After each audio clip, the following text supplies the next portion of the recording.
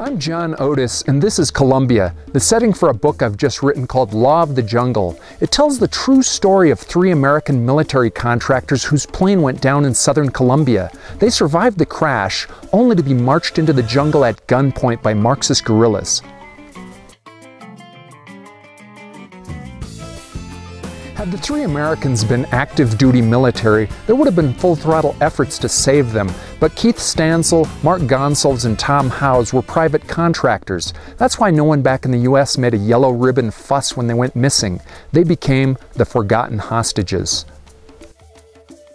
Now here's where the story devolves into magical realism. The Colombian army sent a platoon of soldiers to find the Americans. Most of them were poor, semi-illiterate grunts who were none too pleased about risking their necks to save a trio of well-paid Americans. But their luck changed when they stumbled upon $20 million in buried guerrilla cash.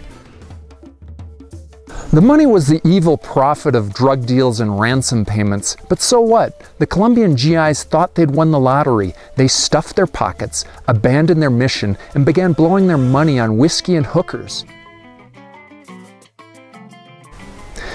As you can imagine, things didn't look so good for Keith, Mark, and Tom. Their rescue squad had gone AWOL, they were chained together by the neck, and they were wondering if they were ever going to make it home alive.